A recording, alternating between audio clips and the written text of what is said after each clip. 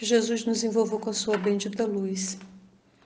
Dando prosseguimento aos nossos estudos, hoje vamos falar um pouco sobre a voz que clama no deserto.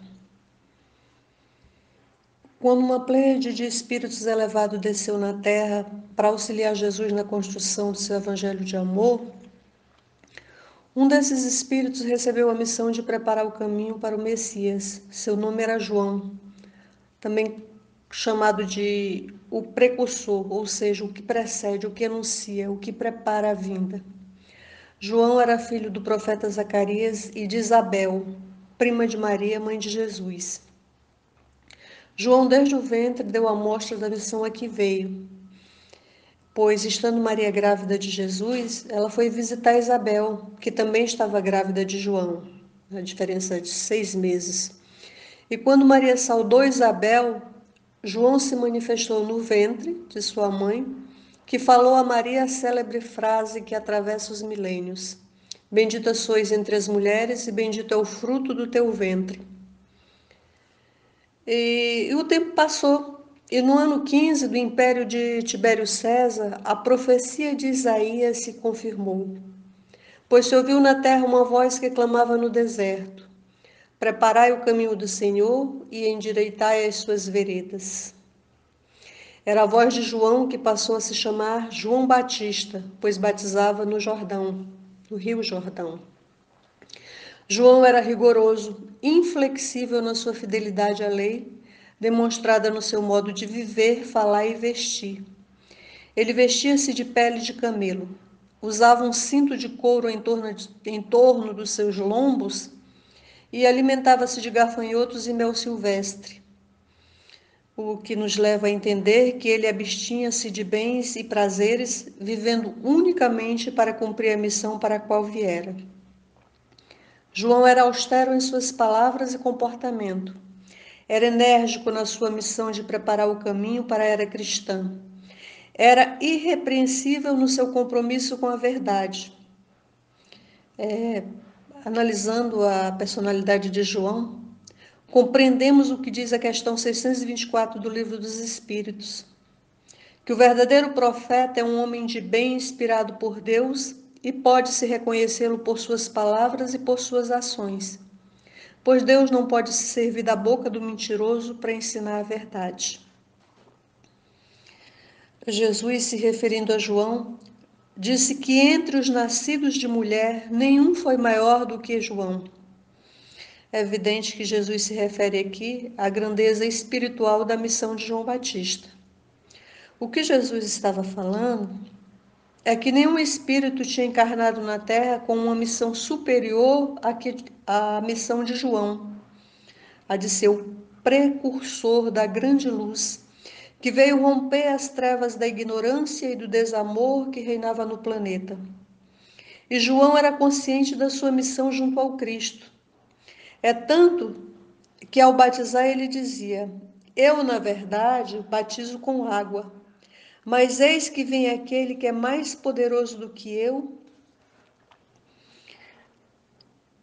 a quem não sou digno de desatar as correias de suas alparcas. Esse vos batizará com o Espírito Santo e com fogo.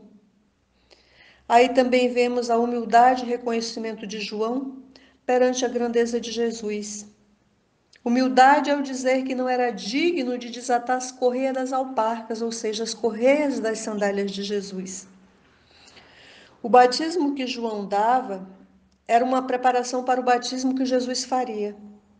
Por isso ele falava: Eu vos batizo com água. E nós sabemos, meus irmãos, que a água só limpa, só purifica o exterior. Portanto, o batismo com água era um simbolismo. Era uma confissão pública de reconhecimento e arrependimento dos erros. Era uma confissão pública do querer mudar de vida, do querer endireitar as veredas, ou seja, os caminhos, as ações. O batismo que Jesus traria seria o batismo com o fogo e com o Espírito Santo. O batismo com o fogo é o da árdua luta de vencermos nossas imperfeições, nossas faltas morais. É o seguirmos os ensinamentos de Jesus mudando assim o nosso padrão mental e comportamental. Esse é o fogo que provará a determinação de cada um. O batismo que Jesus faria era simbolizado pelo fogo, porque o fogo é um elemento de destruição, de modificação e de purificação. É um elemento de poder. O fogo emite luz e calor. Ele modifica a paisagem, transforma os elementos. Quando do refino dos metais, ele queima as impurezas, ficando somente o metal puro. E o metal mais forte é forjado na chama mais quente. Por isso, o batismo com o fogo das provas e dificuldades da vida objetiva a nossa modificação, a nossa transformação em espíritos melhores, refletindo a fé sincera e as virtudes ativas. O batismo pelo Espírito, ele se dá através dos nossos esforços para praticarmos os ensinamentos do Mestre Jesus. Pois a persistência nessa prática nos eleva moralmente, o que permite sintonizarmos com os bons espíritos através das manifestações mediúnicas, como intuições, pressentimentos, psicografias, psicofonias, etc. O dia de Pentecostes ilustra muito bem esse batismo. O dia de Pentecostes, que era celebrado 50 dias depois da Páscoa, era o dia que os judeus comemoravam o festival judaico da colheita. Era o dia da comemoração da entrega dos 10 mandamentos a Moisés. E naquele dia de Pentecostes, línguas de fogo pousaram sobre os apóstolos e eles começaram a falar em línguas, conforme o Espírito Santo lhe concedia. Aquela língua de fogo eram as manifestações dos espíritos e foram vistas fisicamente como se fossem chamas ardentes. Isso quem nos explica é o Livro dos Espíritos, que na questão 88 pergunta se os espíritos têm forma determinada, limitada, constante. E a resposta é: aos vossos olhos não, aos nossos sim. Se quiser dizer uma chama, um clarão ou uma centelha etérea. Então, o que aconteceu foi que os apóstolos viram os espíritos em forma de línguas de fogo. Aí ocorreu o fenômeno mediúnico chamado xenoglacia, que é a faculdade do médium falar ou escrever um idioma que lhe é desconhecido. Os apóstolos falaram em línguas conforme o Espírito Santo lhes concedia. Mas o que é o Espírito Santo? O Espírito Santo é uma pleiade de espíritos superiores. É o Consolador prometido. E quem afirma isso é Jesus.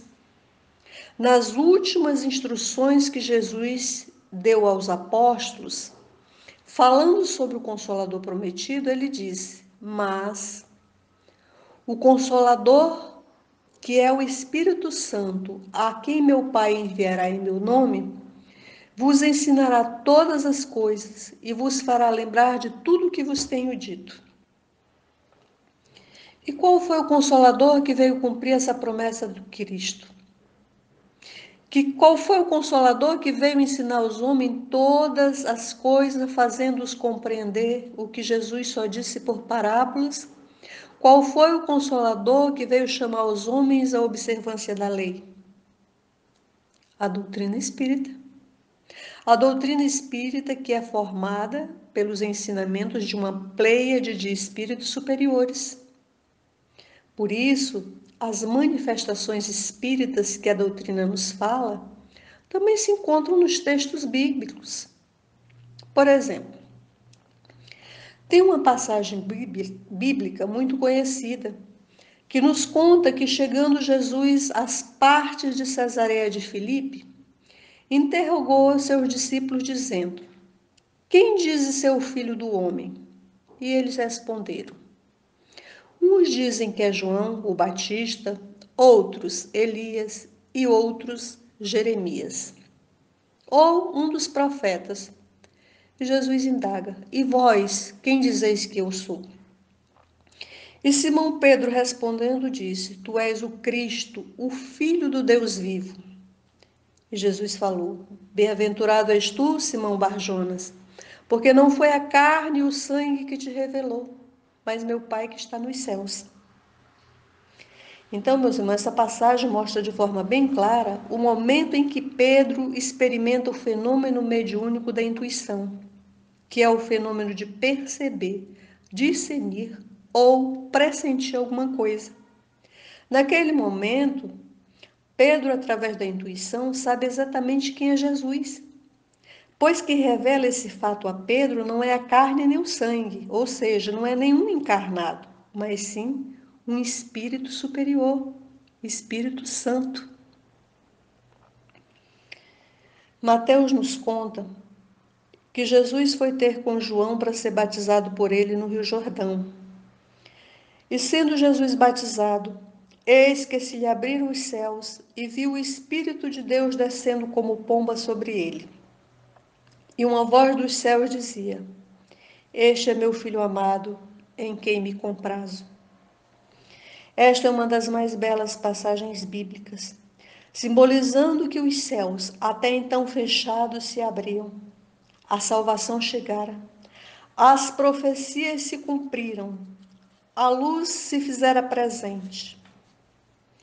O espírito da paz, simbolizado pela pomba, que é um animal dócil, repousa sobre o Cristo de Deus.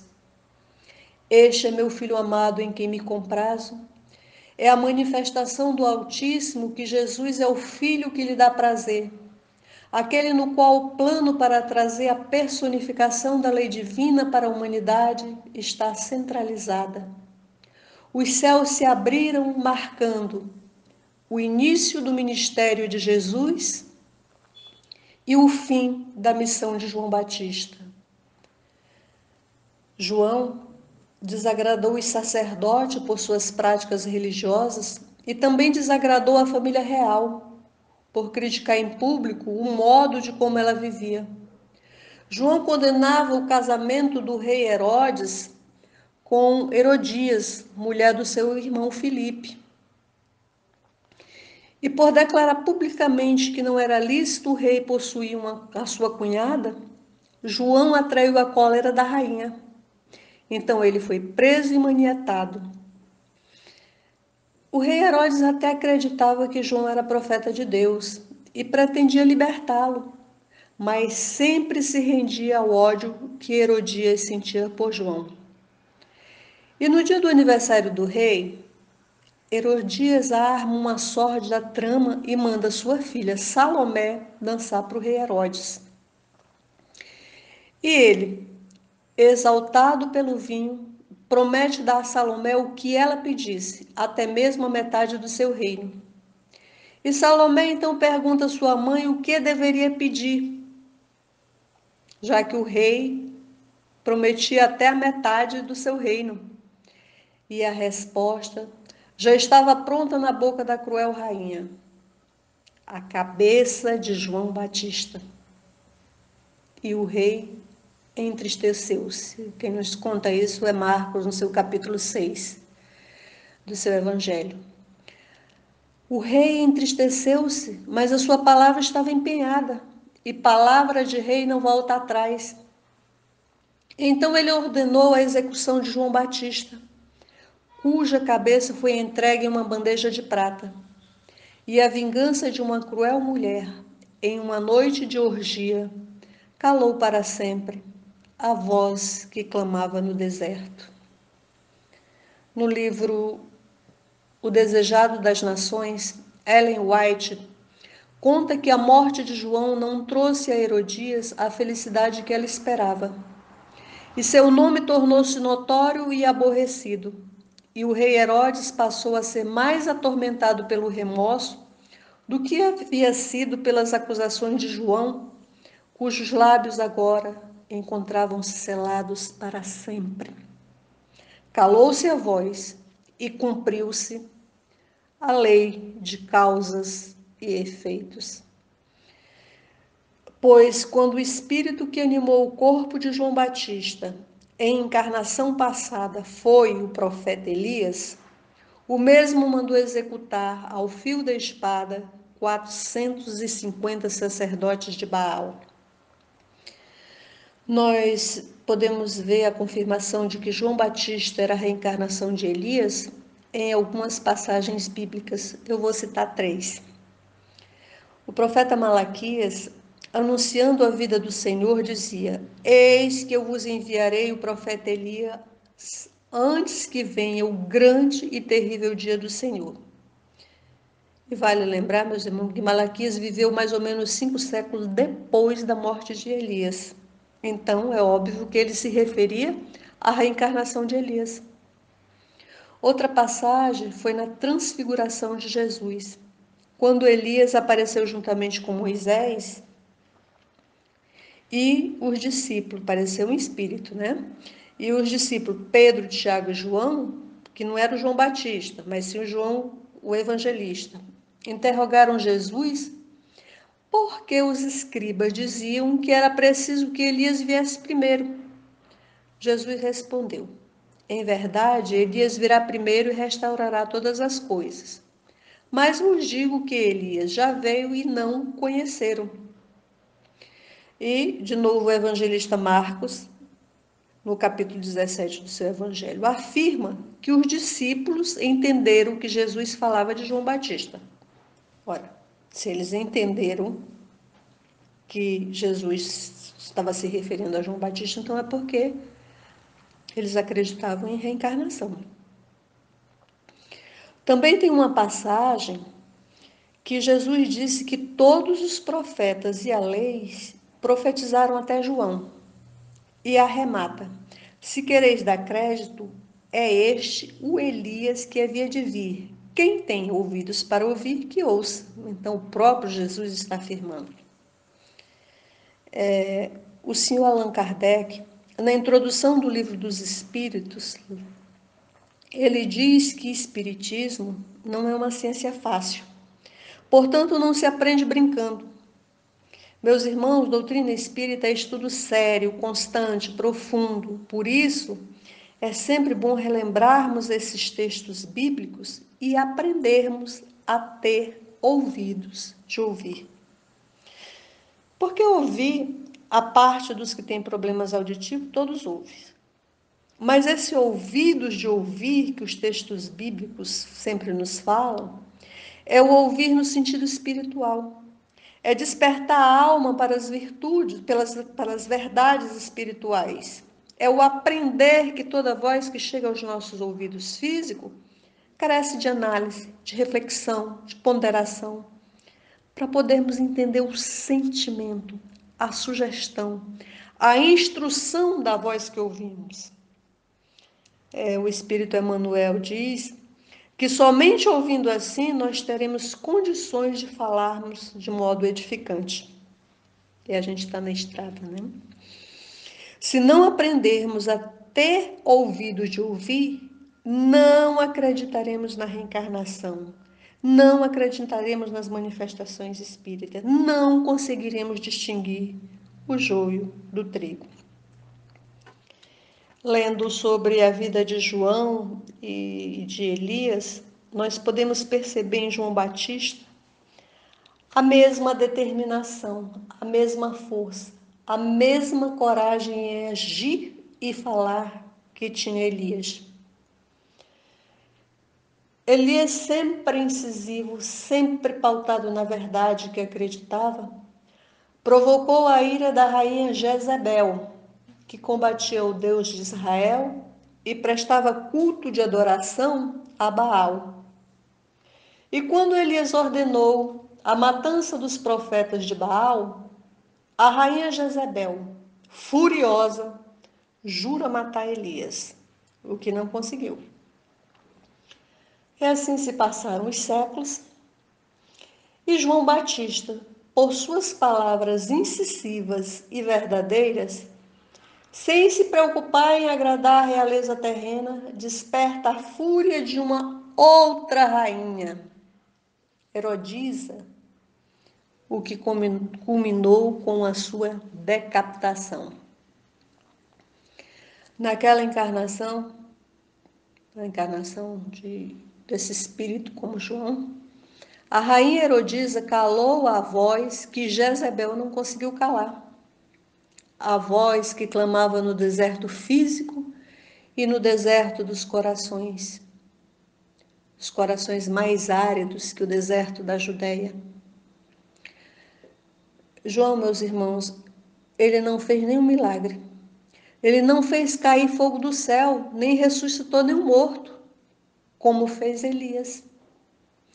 Também não lhe foi concedida a graça de andar com Jesus, de testemunhar os milagres do Mestre, nem de ouvir suas inesquecíveis pregações, nem de ver a sua grandiosa exemplificação, como foi concedido aos apóstolos.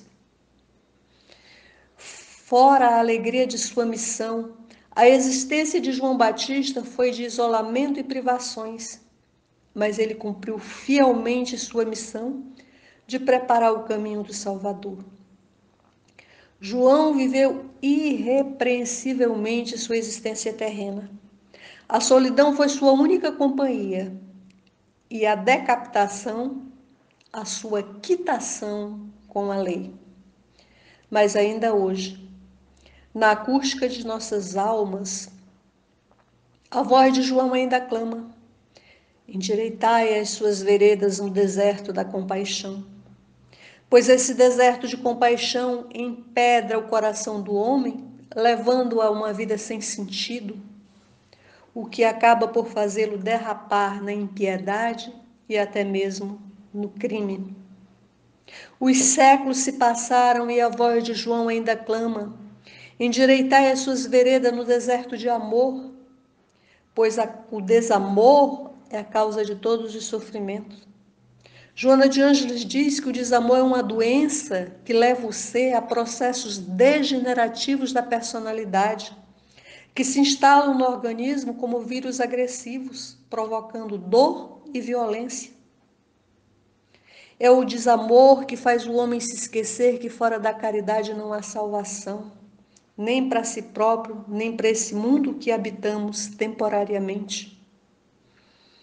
E hoje, mais do que nunca, o vento, através do tempo, traz aos nossos ouvidos espirituais a voz de João que clama: endireitai as suas veredas no deserto da fé, pois a fé é como orvalho que cai na terra seca, e as gotículas de fé, ao umidificar o árido solo do nosso coração, permite a germinação da força para enfrentarmos as ásperas lutas de cada dia. Pois é a fé que nos dá coragem diante das dificuldades e a certeza do êxito diante dos problemas. Portanto, meus irmãos, não permitamos que ela desfaleça, apenas porque as circunstâncias atuais são difíceis e o futuro parece envolto em nuvens negras. As advertências de João hoje nos falam mais forte para endireitarmos nossas veredas, pois é chegado o momento de testemunharmos a nossa fé, de colocarmos em prática os ensinamentos que a doutrina espírita tão amorosamente tem nos ofertado em nome do Cristo. Chegou a hora dos trabalhadores da última hora estenderem mãos e corações em benefício de toda a humanidade indistintamente. Chegou a hora de não nos entregarmos ao desânimo nem ao desespero. Hora de imitarmos João Batista e nos tornarmos vozes que incansavelmente vivenciam e semeiam os ensinamentos de Jesus nos corações desertos de amor, de fé e compaixão. E que Jesus nos abençoe.